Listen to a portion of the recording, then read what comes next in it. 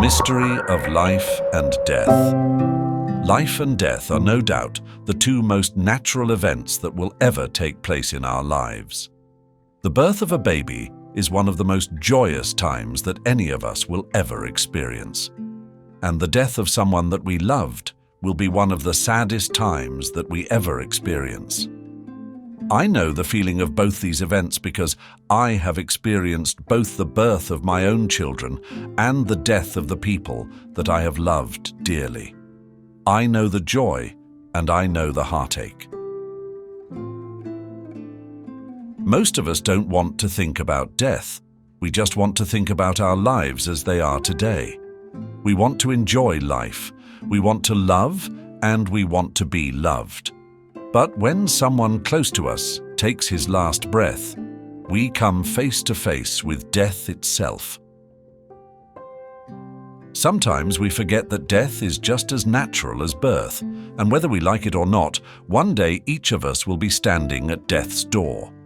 Most people in the world today just want to keep on living and enjoying the things around them, and they do the best they can to put even the thought of death as far away as possible. We don't want to think about that dreaded day, the day when the angel of death comes to take us away. But when someone that we have been close to dies, we come face to face with the reality of death. No matter what you think about life and death, and no matter whether you believe there is life after death or not, the clock is ticking. 1 minute, 1 hour, 1 day, 1 week, 1 month, and 1 year at a time. When we are younger, that clock ticks ever so slowly. But when we approach 50 or 60 years of age, that same clock starts ticking faster and faster. Just do the math. How many people live to be 70? How many people live to be 80 or 90 or 100 years of age? How many years do you have left before death comes knocking at your door?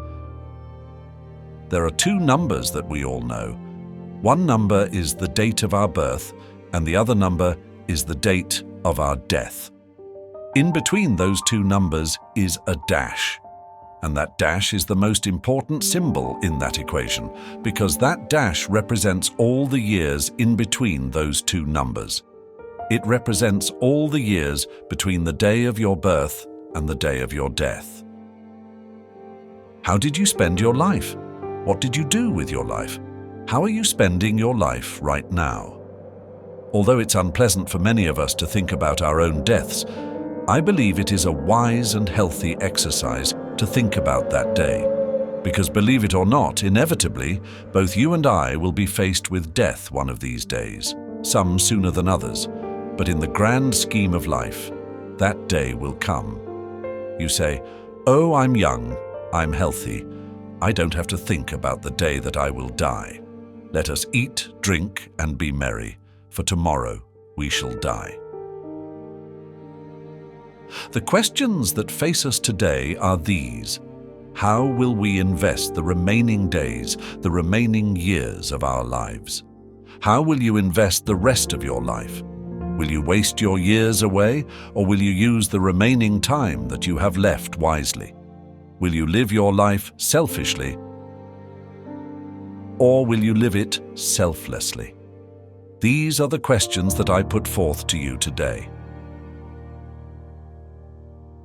What do you want to be remembered for after you're gone? What legacy do you want to leave behind? If you were to die today, what would people say about you? What is your goal in life today? You ask me, what do I think about life and death? I can only tell you what I know to be the truth in life, and that truth is found in the greatest love letter ever written, the Bible, which our Creator has given us so that we can know for certain what life is all about and what we should do with our lives. This is what the Bible has to say about death. Ecclesiastes chapter 12, verse 7 tells us what happens when we die. It says, "Then shall the dust return to the earth as it was, and the spirit shall return unto God who gave it." In John chapter 14, verses 1 through 3, Jesus said, "Let not your heart be troubled. Ye believe in God, believe also in me. In my Father's house are many mansions. If it were not so, I would have told you. I go to prepare a place for you. And if I go and prepare a place for you, I will come again and receive you unto myself, that where I am, there ye may be also. In John chapter 11, verse 25, Jesus said, I am the resurrection and the life. Whoever believes in me, though he die, yet shall he live. And to the thief on the cross, which is found in Luke chapter 23, verse 43, Jesus said, Truly I say to you, today you will be with me in paradise.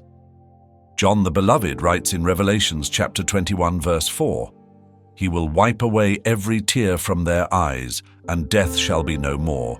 Neither shall there be mourning, nor crying, nor pain any more, for the former things have passed away. And David writes in Psalm 116, verse 15, Precious in the sight of the Lord is the death of his saints. Jesus conquered death. Isn't that wonderful? We mourn the death of the people that we love. But if the person who dies had a personal relationship with Jesus, we can know for certain where they are after they leave this life, and we can be sure that they are more alive right now than they were here on this earth. Jesus conquered death and rose from his own grave, and he can give you power to do the same. If you have a relationship with Jesus, when the day comes that you take your last breath, it will be your graduation, your promotion. You will be free at last. When morning dawns, farewell to earthly sorrow. Farewell to all the troubles of today. There'll be no pain, no death in God's tomorrow.